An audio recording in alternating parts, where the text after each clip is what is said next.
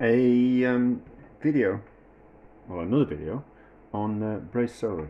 So I did some braised celery. It was very nice. And then I was kind of thinking about it afterwards. I was kind of thinking, well, we'll have another go at that, and we'll do something else with it. And I quite like the idea of stuffing the celery with something and then braising it. So it was kind of like not just a celebration of the vegetable. There was something else in it, and I kind of thought, well, maybe we can stuff it with just some breadcrumbs. I don't want to go down the whole like breadcrumbs and cheese. I think that's a bit of a go-to easy kind of thing. But I was kind of thinking, kind of stuff it with just some nice breadcrumbs, not like cheap breadcrumbs, as in like artisan kind of sourdough breadcrumbs, which taste better. And I've got some, which was part of another dish that I was doing for work. So I've got some breadcrumbs which I fried off in some olive oil. So we can use those up. And then I was thinking about kind of doing it in like two different ways. So I was thinking the strings in the celery are going to be a problem. So like that one's kind of quite stringy.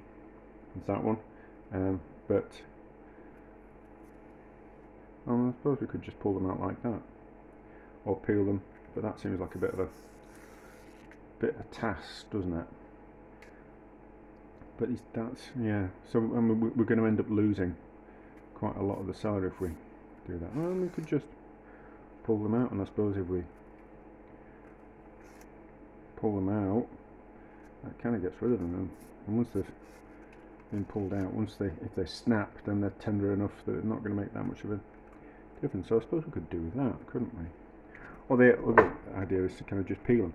No, my original idea was just to kind of like stuff a load of breadcrumbs down there, and then just wrap it up with a bit of string, and then cover it in tomato sauce and bake it in the oven. And then I was kind of thinking, well, we've got two, so what we'll do is we'll peel one and break it apart, and then I'm also break it apart and then kind of tie it back together at the bottom, and then once we've peeled it, kind of that, and then I suppose we'll be able to clean down the bottom of the celery as well. So it's, as always, it's going to turn into me just having a play around with something and thinking my way through things. And we've also got to think about the dirt as well, haven't we? So let's just, these ones are fatter. There's more to them. They seem a bit juicier, and the strings aren't as bad. So what we're going to do, let's just break it open and have a look. There's a little bit of dirt, but you know, we're at home, aren't we? So I'm not feeding it to anyone else. I'm only feeding it to myself.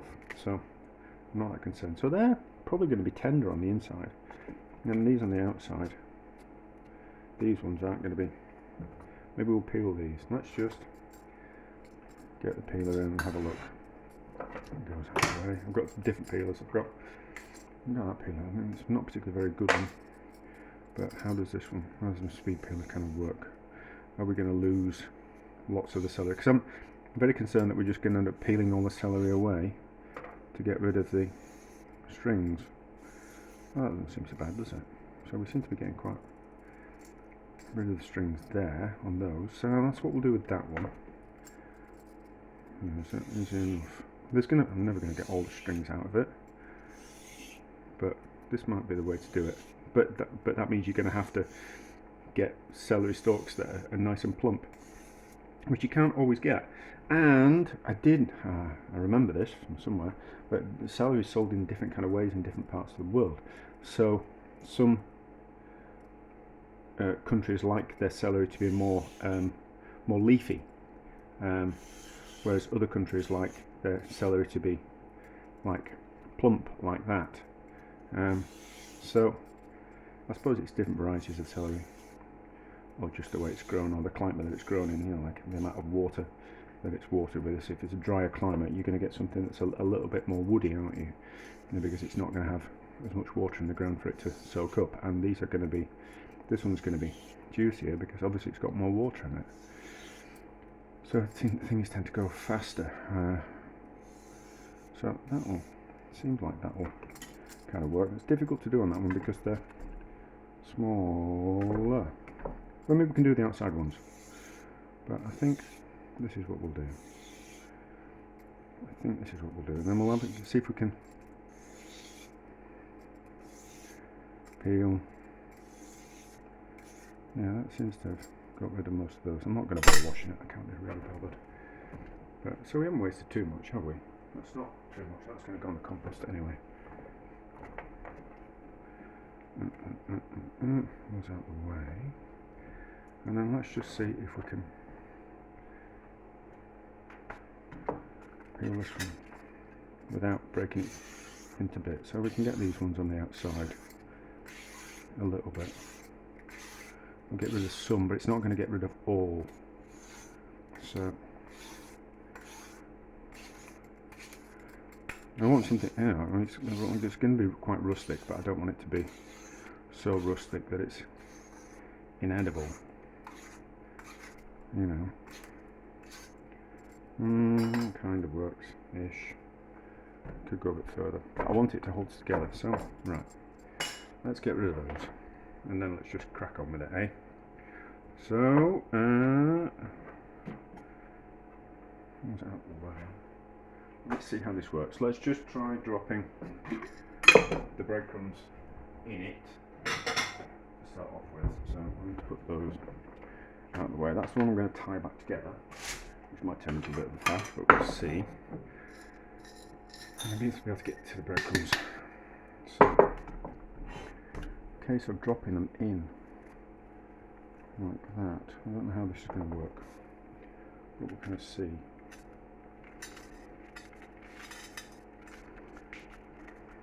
Yeah, maybe.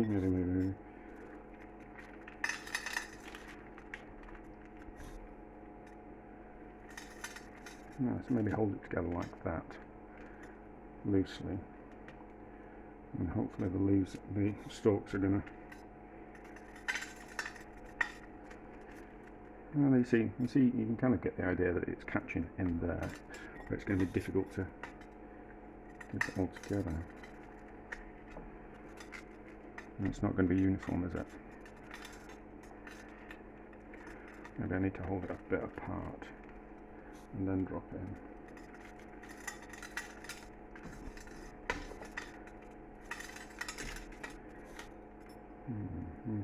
Have you got enough breadcrumbs for 2 of these? I don't know.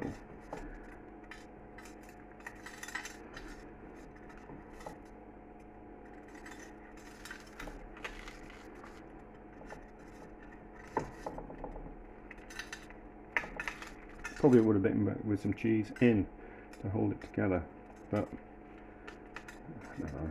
I don't really want to do the whole baked cheese thing. It's just a bit. Otherwise, things just start becoming the same, don't they? So, no, okay, that's relatively alright. I think we'll have more control of the one that we've pulled to bits, but I always kind of think, oh, I can do. I've got crap all over my hands now. I don't want one video to turn into 2 videos when I can just make one video. So instead, let's just do things 2 ways in one video rather than making 2 separate videos on something that's kind of quite similar. So that's kind of stuffed. So what I have got, I suppose these are easier. So these are the elastic bands that come off chickens when you get a whole, you buy a whole chicken. So we can, yeah. So you can cook with these. So you can leave them on the chicken. Or if I'm breaking chickens down, I always pull them off, wash them, and save them because they come in useful. So that kind of holds together. So that holds together enough that we can then tie it with some string, or just leave it like that. No, let's leave like that, and then put another one, and then we'll tie the other one with string. Or maybe we won't tie with string. Maybe we'll just use these.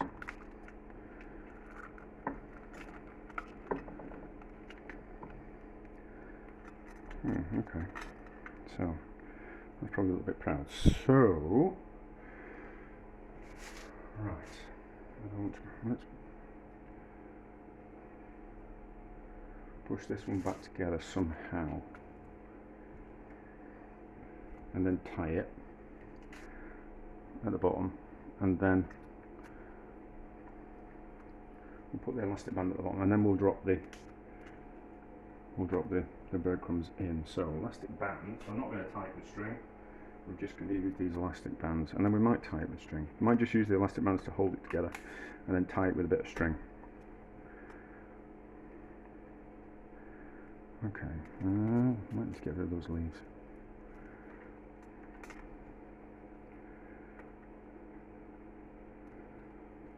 Maybe those leaves are stopping it. Let's pull those leaves out. Let's pull the centre out. Maybe we could have done that in the first place. Alright, pull that off. As always, thinking my way through things instead of planning beforehand. I can't be doing with the whole here's one we did earlier. I'm much more interested in the process and how we get to where we're going. So let's get rid of that. Sometimes the leaves, I'm going to use that rubbish excuse, sometimes the leaves can be a bit bitter, so we cut those out. But actually they're very delicious and they're lovely deep fried. So that like that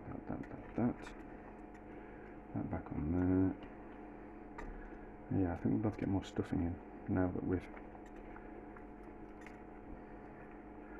pulled the centre out. Although the stuffing is only breadcrumbs, so it's not really a proper stuffing, is it? So, and then I've made some tomato sauce. Well, I pulled some things out of the freezer. So that there like that. Then that holds it together, doesn't it? And then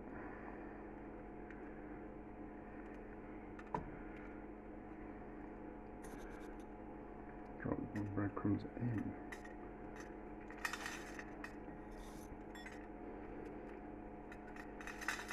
I think the breadcrumbs will just make it a little bit more substantial as well. Yeah, so we can do that, can't we? We can drop the... Maybe we should have done that with the other one. And hold it together. I'll drop breadcrumbs in there. Yeah, so there's quite a lot of oil in these breadcrumbs, which I think will make the dish nicer as well. Yeah, so that's okay. This is kind of what I was wanting. So we've had a play around, and then it might just be a case of, in future, if I was to do this again, we've done it different ways, and then we can incorporate that way into that way. So yeah, difficult if you haven't got these elastic bands. Like not everyone's going to have these to hand. Obviously I prep a lot of chickens, so I've generally got these kind of elastic bands knocking about. Probably need a lot more breadcrumbs than that as well. So one more elastic band.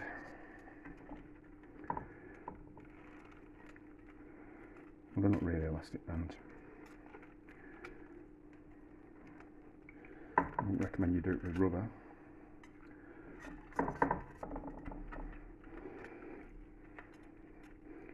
That probably would have been better. I don't think I've got any. Don't want to be bothered getting some more breadcrumbs or making some more. Yeah, maybe holding it together and then pushing into the gaps and then pushing back is the way to kind of do it. Right, I think I'm going to make some more breadcrumbs. I'm not going to fry them. I'm just going to. I've got some dried bread, so I'll just smash that up quickly, and then we'll be back so we can do a better job of stuffing. Let's pretend.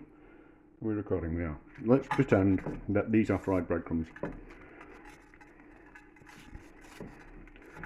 And then putting them in like this. Ah, this is much easier. So this is where I should have done it. So, yes, so big fat celery, peel it a little bit, pull it to bits, and then hold it back together with some of these elastic bands, or a bit of string. Now, elastic band's going to be better. And then you can push in like that into the gaps, and then we get a relatively good amount of breadcrumbs in. And they'll swell, so they should fill the gaps. So we'll kind of see what kind of happens. And if we can put breadcrumbs in, yeah, you could put some, I'd say, some grated hard cheese in there would have been nice as well. But I'm just having a play around. And if I'm having a play around with something, it's always best to film it, because The times that I haven't filled something that I've been faffing around with have always kind of quite worked. And I'm interested in the process. I'm always interested in the process, so you can kind of do the same with that as well. Where we get, how we get somewhere is generally as interesting as the destination, isn't it?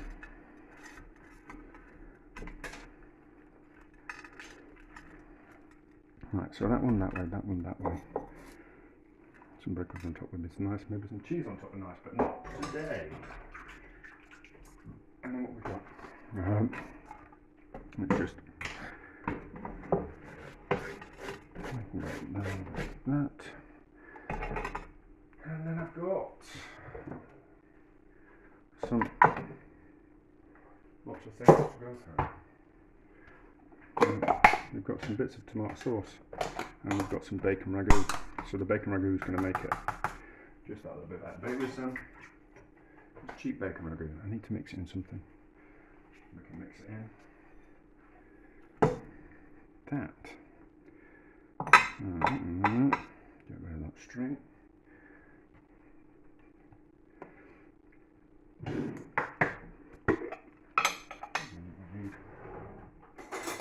need to season this as well. Good job I tasted it. That bacon ragu in the freezer, which I made ages ago, which was a comparison. That was just this is just a cheap bacon ragu, a cheap cooking bacon.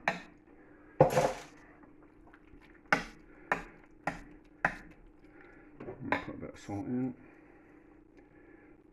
some pepper in there as well.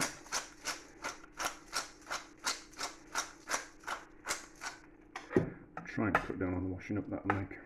Is there going to be enough sauce? Yes, liquid will come out of the celery. So I want some sauce in the bottom. Not bothered that there's breadcrumbs on the bottom. Not bothered that it's entirely not mixed in properly. That'll be fine. That there. And I'm going swimming, so I can put it in on a low heat for a couple of hours while I go out. And it'll be ready when I come home. Or it might want a little bit longer. And then sauce in and around and on.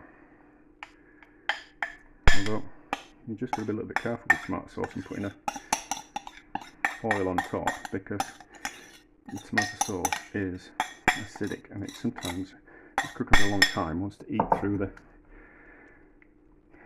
aluminium foil or tin foil, whatever you want to call it. It was always called tin foil because it was made of tin. Or was it made of tin? Has it always been made of aluminium? I should Google. Right, so that, move those bits up, scrape the rest of that out. That there covered. It'll cook down with a bit of foil on top of it. Get those out of the way. That's created more washing up. Foil on top, and then we've got a little bit of foil. No, hang on. That'll do. A spare bit of foil I use for some. So, running out of storage space on my phone. So, I found a bit of foil. I'm going to put it in at 125, but I reckon 150 if you were cooking it and not going out and leaving it. I reckon 150 for 2.5 hours. But I'm going out, so I reckon 125 for 2 hours, and then we'll turn it up to 150 and finish off the cooking process. But I reckon 150 for 2.5, 3 hours. So the celery is tender all the way through, and then we'll have a look at that when we come home from swimming. Right, so it's had a couple of hours. It needs turning over. How are we going to do this without burning our hands?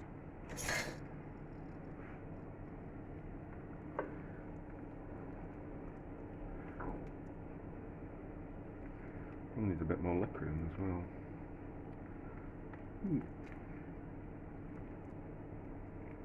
Kind of works, doesn't it? Bread's puffed up though. It needs another.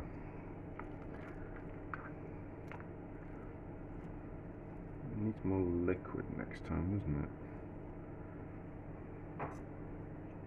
That's nice and tender. It just needs a bit more. It needs a bit more liquid. So we can use. Every time we have the tomato sauce in, we can just put it back in the oven for half an hour to cook the underside. So they're better off completely submerged. You need to remember that if you do it again. So we'll give it another half an hour and then it should be ready. Right, it's ready. It might not be, but I've decided it's ready because I'm hungry. So, oven off. Let's have a look. That's okay, isn't it? That's okay. So, be tender with a knife, won't it? Tender enough. Tender enough. Tender enough. So, let's use that bit of foil. Let's use that bit of foil. Let's try and save myself some washing up. Scissors, these will do. So, cut that off. Yeah, so I was thinking about, this is mostly for me. So, hold it with some elastic bands, and then, so that you can pull it apart as you stuff it, and then tie it with string and take the elastic bands off. I think that would be the move, if I'm honest. And then we can use these scissors to cut. Oh, and then you can just use a plate. I'm going to use this. So let's have a look. Hopefully I pressed the call. Oh, yes I have. Yes I have. Oh, so that looks alright, doesn't it? Kind of full spits. Looks like mince. I was thinking you could fill it with what we call it, with meat, which we might do next time. We'll see. You know, those strings are a problem. I think certainly picking the right celery and peeling it is the right move. I like pulling it apart and then peeling it. I think that's the right move. So, how's it taste?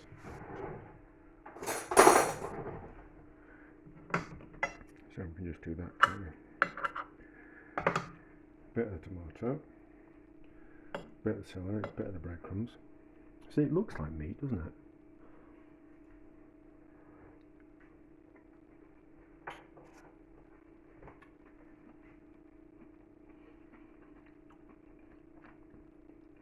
Nice. It's nice. It'd be nice with a meatier filling though, rather than the breadcrumbs. So like a sausage. So like a meatball filling would be nice. So yeah, so I might try this again next weekend. I've got some sausages and scraps of pork and some cooked ham in the freezer, and we've got some breadcrumbs, so we can make like a meatball mix, and that's what we can kind of stuff it with. That's nice, that. It works. A bit of a play around. It's nice. It's a meal for like basically bits of nothingness, isn't it? For the price of bits of celery and breadcrumbs and tomatoes. Nice. Well, there we go. Yeah, so I can have a think about that. I can make it better, and we'll do a proper recipe, and we'll fill it with. You could fill it with mince, or like a beef ragu, leftover beef that you've kind of cooked down in tomatoes and then kind of shredded it, like leftover pulled pork meatball mixture on the inside would be nice. Or just black bacon, like a bacon. Oh yeah, because it was bacon ragu, wouldn't it? Oh nice. Yeah, so nice. It works. I can have a think about it. Have a play around with it, and we'll do a better version. The strings are the problem, but the only thing about the strings is sometimes it holds it together. You know, like people are going to complain about that, aren't they? I could never serve that to people. unless they were friends and they were coming around for dinner, and I was like, this is what you're having, and put up with it.